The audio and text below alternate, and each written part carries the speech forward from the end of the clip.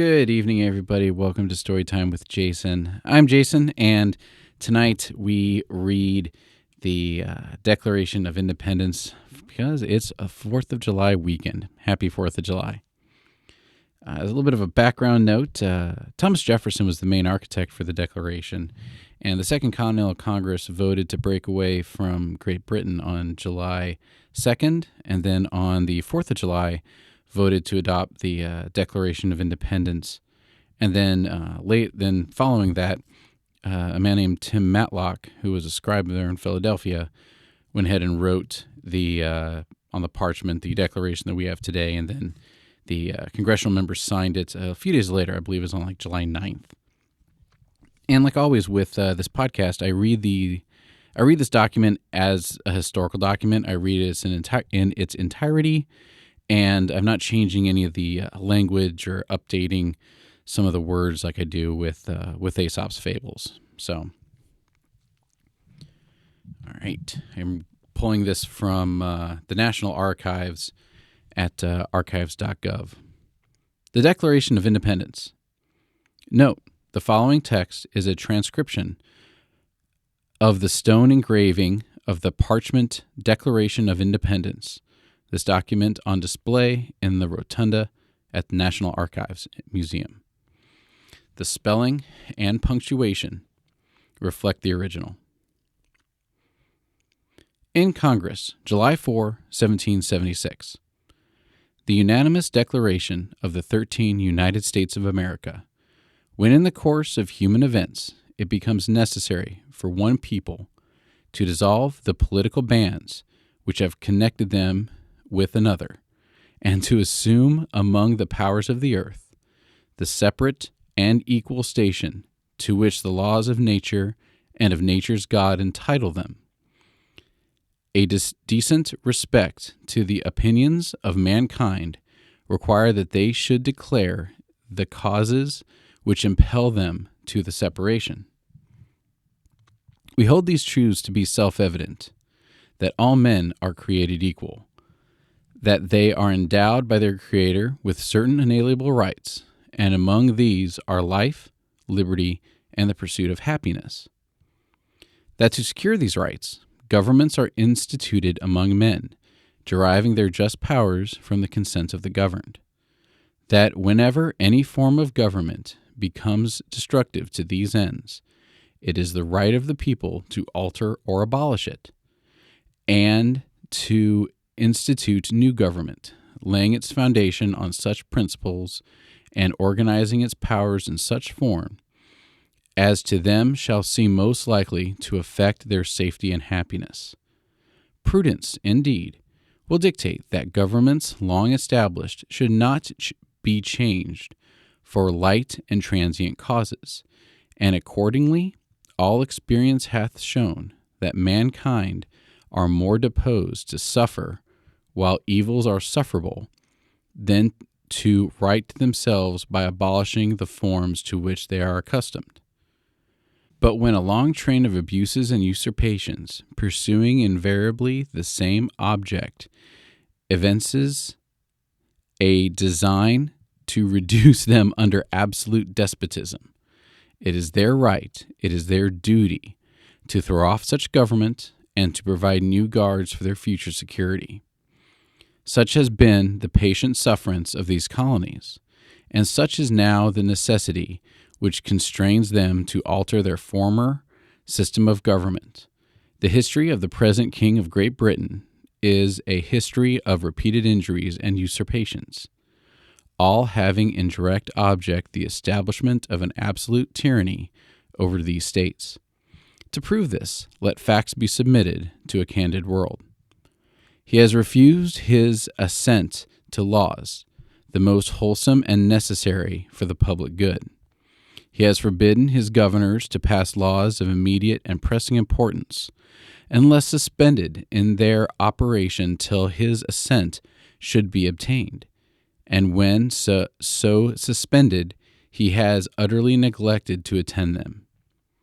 He has refused to pass other laws for the accommodation of large districts of people, unless those people would relinquish the right of representation in the legislature, and right inestimable to them and formidable to tyrants only.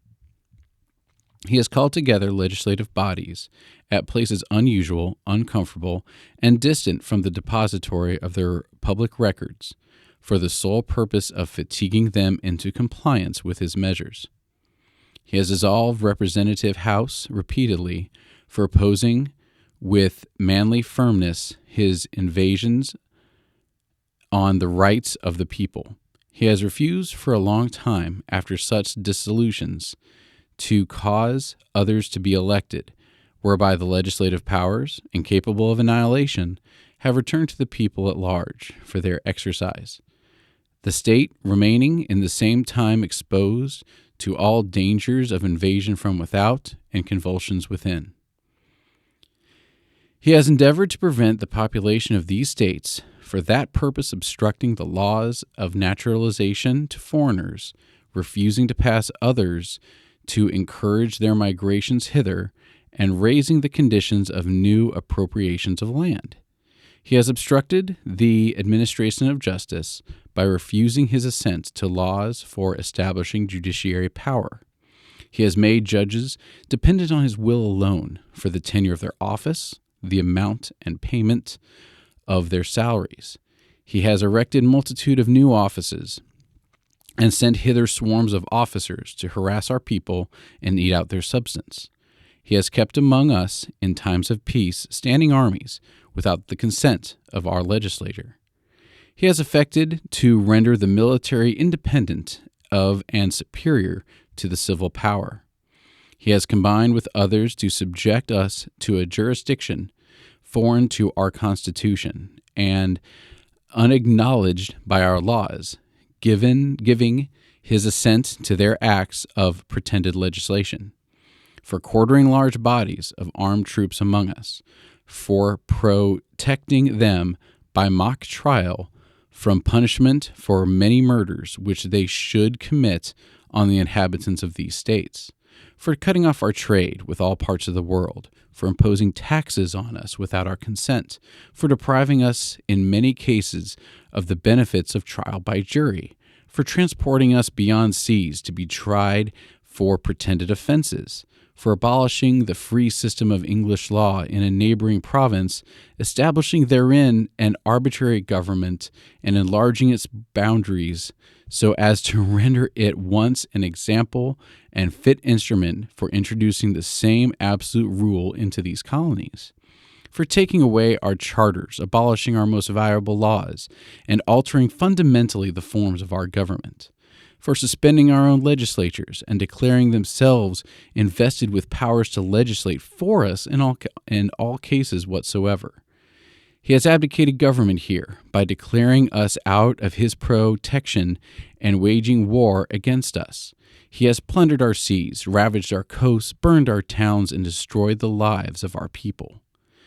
He is at this time transporting large armies of foreign mercenaries to complete the works of death, desolation, and tyranny, already begun with circumstances of cruelty, perfidy, scarcely paralleled in the most barbarous ages and totally unworthy the head of a civilized nation.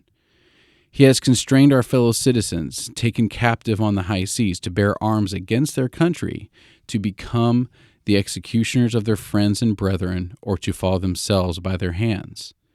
He has excited domestic insurrection among us, and has endeavored to bring on the inhabitants of our frontiers, the merciless Indian savages, whose known rule of warfare is an undistinguished destruction of all sexes, ages, and conditions.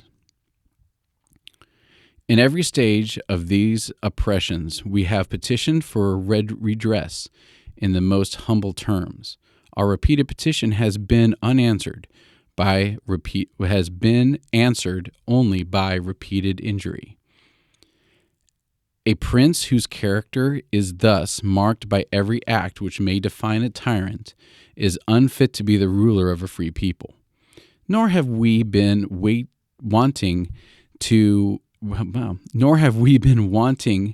in attentions to our British brethren. We have warned them from time to time of attempts by their legislature to extend an unwarranted jurisdiction over us. We have reminded them of the circumstances of our migration and settlement here.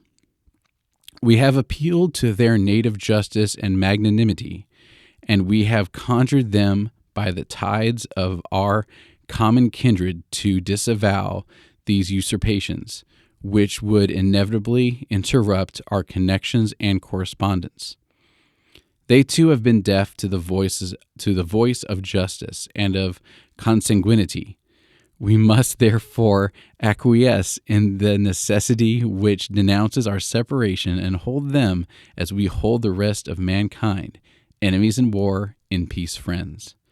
We therefore, the representatives of the United States of America, in General Congress assembled, appealing to the Supreme Judge of the world for the rectitude of our intentions, do, in the name and by the authority of the good people of these colonies, solemnly publish and declare that these united colonies are, and of right ought to be, free and independent states, that they are absolved from all allegiances to the British Crown, and that all political connections between them and the state of Great Britain is and ought to be totally dissolved, and that as free and independent states they have full power to levy war, conclude peace, contract alliances, establish commerce, and to do all other acts and things which independent states may of right do.